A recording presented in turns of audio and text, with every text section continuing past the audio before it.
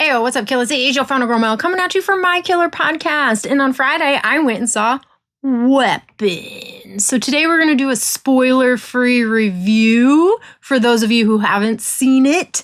But at the very end, we might do a slight spoiler talk. I will let you know. I will give you a little warning before that happens because I have some questions. So if this intrigues you, stay tuned.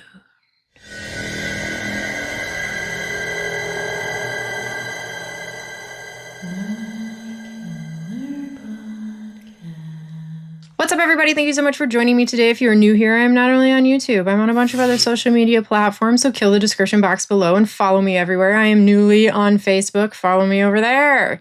But as I alluded, we're talking about Weapons today. I just went and saw that in the movie theater on Friday, and I would like to talk about it with you. We are going to be doing a spoiler-free review talk first, and I do this for people who haven't seen it in case they're on the fence about going to see it. They might want to watch this review and decide for themselves if they want to go see it or if they want to wait for streaming or physical media. And then later we will do a spoiler talk, slight spoiler talk, just a little tiny one, just because I have some questions. About some things. I will give you a warning about that so you can pop on out of here if you have not seen it. Weapons is a 2025 horror mystery directed by Zach Cregger, and it's starring Julia Garner and Josh Brolin. Zach Cregger is also known for directing Barbarian, which I don't know if I talked about that one on this channel or not, but it was one of my favorite movies. It is very sad it doesn't have a physical media release. The only physical media release it has is a boutique VHS release, which I do have that over there.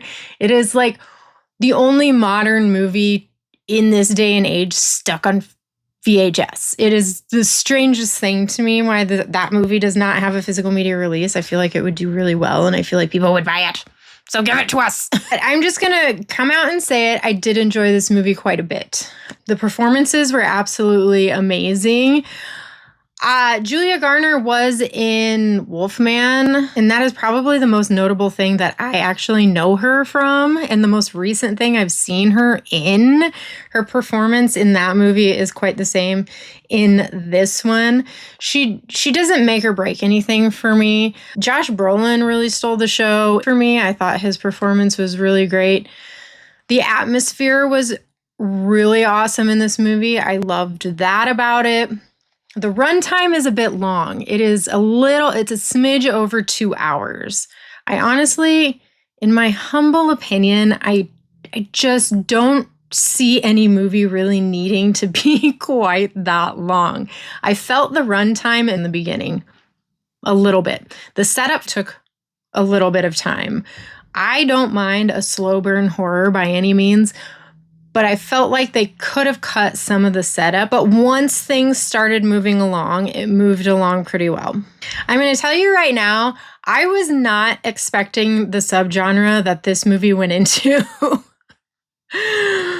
Based off of the marketing and all of the things, I tried to stay away from the marketing. But man, right before they dropped this movie for release weekend, they really hit it hard with the marketing on like Instagram and YouTube. It was literally just like everywhere. It was hard to stay away from it.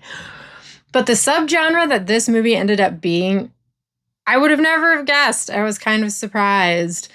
But I was also a little surprised by the lack of gore. It kind of felt like, and I can't specifically remember if it was advertised to be a gore fest, but my mind told me that that's what it was supposed to be for some reason, and it's not that. So I was a little disappointed in the lack of gore. And I'm not a person that feels like I need to have a super duper lot of gore in a movie, but when I go into a movie expecting there to be a lot of gore and there's not, there's even some scenes that were cut away that I felt like they could have showed more and they didn't. That was disappointing to me.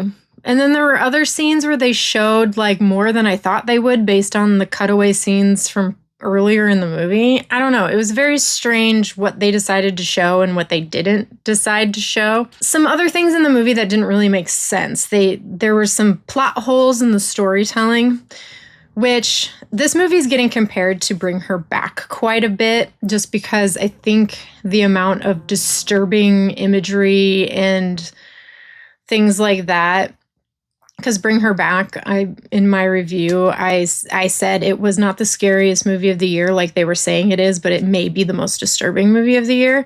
After seeing Weapons, I'm still standing by that. Bring Her Back is the most disturbing movie of the year. But I'm noticing kind of a trend in new movies now where they're not spoon-feeding us the plot, which I do appreciate that. But I kind of noticed it a little bit in Bring Her Back, but I'm also noticing it way more in Weapons, where they're almost not giving us enough of the story to make a solid conclusion as to what the hell is going on in the end. So like Bring Her Back had a little bit of that where you're just kind of like, I get what's happening here, but I don't quite understand it. This movie, they just completely left out a whole section of like how something is happening, and they just kind of never tell you. And I'm like, why didn't they go into that? Like, they could have cut out like a whole section of the beginning, the setup, and put it at the end and showed us other things, like how things were happening and why and whatever. I don't know. It's strange to me where they decided to put their time and effort into the writing and the storytelling. Other than those things, I felt like it was a solid movie. It was an interesting story. I'm appreciating more and more the fact that we're getting original movies and not just reboots, remakes, and all of these things. Like, they're actually trying to give us original things. Do I feel like this movie is better than Barbarian? I have noticed that people are kind of stating which one is better. Well, I'm going to go out on a limb and I'm going to say I prefer Barbarian to this one. This is a good movie. I liked it. I did. I liked Barbarian better. I felt like Barbarian had a better fleshed out story. I felt like the comedy hit better in Barbarian. Did I feel like the story itself was better than Weapons?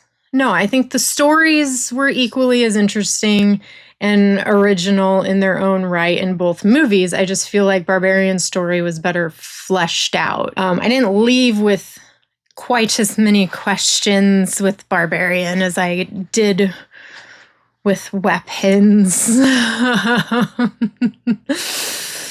But I do feel like it's worth going to the cinema to see this one if you can still make it out. I will be buying this one on physical media. There is a steelbook I will show you guys that is already in the works.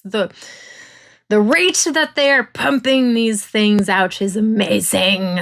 So that is my spoiler-free review of Weapons. I 100% recommend that you see this movie. It was good. Is it going to be in my top 5 of the year? I don't know. It definitely my top 10. I don't feel like it trumps Bring Her Back for me. Bring Her Back is still my number 1 of the year. That's still my number 1. I think so. Okay, so we're going to get into some spoilers right now. So if you haven't seen the movie, feel free to yog off. Please leave a comment if you're going to see the movie or if you're going to wait for the physical or streaming in the comments below. I would appreciate it. If you haven't seen the movie, don't read the other comments. Just leave yours and mosey on your way. All right. Spoiler content now. Like I alluded, I left the theater with a lot of questions. So if you have seen this movie and you can answer some of these for me. The storyline had a lot of plot holes for me. There are some things that I just don't understand. They didn't fully flesh out the story as to how the woman was keeping herself healthy and young through these people. They just never told us how she did that. Or did I miss it? I don't think I missed it, but that is one of the things I wish they would have fleshed out. Give us less of the buildup of the story. give us more of the breakdown at the end. I would have loved to have known how she was actually utilizing the people to fulfill that within herself. There's another part in the movie where Josh Brolin is walking the line of his son, and he looks up and he sees, what is it, an AK-47 over the house with the time on it. What the hell does that have to do with anything? Other than the name of the movie is Weapons, and that is clearly a weapon. I don't understand what that had to do with the movie. What was that symbolizing at all? I don't get it. I also don't get, why were the people running like this? Why were they running like this? It was interesting to the movie. It made for good imagery. But why?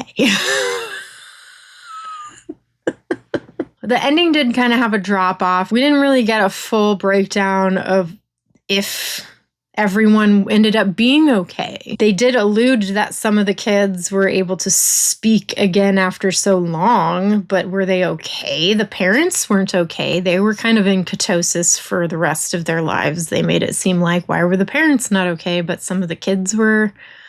I would have liked to have known that. There was just plot holes in the story.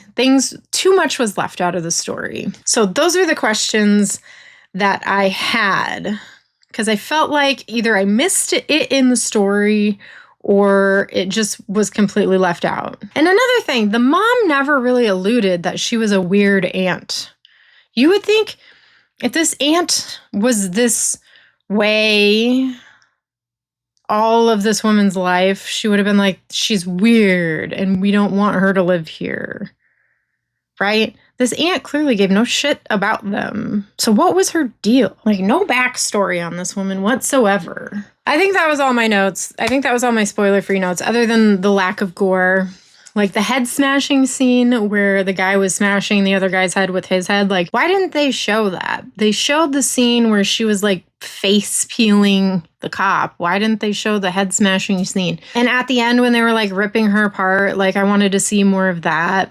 That would have been cool. Things like that, you know. But the comedy was kind of in and out there. I appreciated some of the comedy because it was kind of like Barbarian, where Justin Long had so much good comedy in Barbarian. I felt like it hit better in Barbarian than it did this movie. So I'm not sure if the comedy in this movie was really meant to be there or if it's just like ingrained in the director for his movies to have kind of a comedy twist. So some of the lines came off comedic when it wasn't naturally written that way. But I do appreciate good comedic moments in horror movies because it gives you a slight relief from the tension. And I like that because I have no problem getting right back into it. I realize some people do have a problem with that, but I have no problem with that. But overall, great movie. I highly recommend it. That is my review of Weapons. Kill the comments below. Let me know what you think. I need to know. Which movie do you prefer? Barbarian or Weapons? Let's have that conversation in the comments. Which movie do you prefer? Go. All right. That's it. That's all. Thank you so much for hanging out with me. And until the next time we gather, have a killer day. Peace.